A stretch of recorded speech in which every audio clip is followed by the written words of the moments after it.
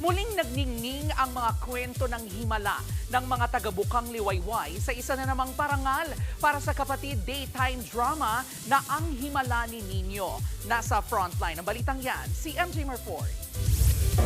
The Vivid Choice Award goes to Ang Himala ni Nino. More than a month matapos magpaalam ang kapatid daytime drama na Ang Himala ni Nino. Eto, at muli itong umani ng award para sa buong Bukang Liwayway. Hinirang ito bilang Daytime TV Series of the Year sa ika-6 na Village People Choice Awards. Sobrang saya po and thankful ako na kahit tapos na ang show, parang nabuhay ulit si Nino dahil sa award na ito. Super happy po talaga ako. Patunay ang pagkilalang ito na tumatak ang mga kwento ng inspirasyon, pag-asa at pananampalataya na inihatid ng programa sa loob ng 8 buwang pagpapalabas nito sa Kapatid Network.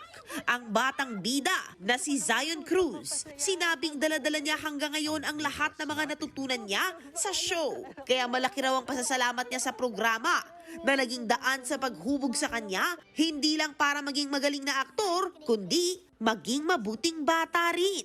Magpapasalamat po ako sa lahat ng tao sumubaybay sa amin, and ang award na to ay para sa Ang Himala ni Nino artist and crew, and sa lahat ng sumusuporta sa akin and sa buong show ng Ang Himala ni Nino.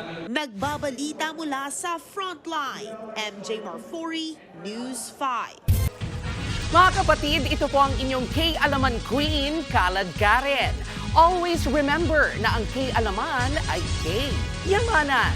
Kaya para sa latest showbiz news at dagdag impormasyon, mag-follow at mag-subscribe sa social media pages ng News 5. K? Okay.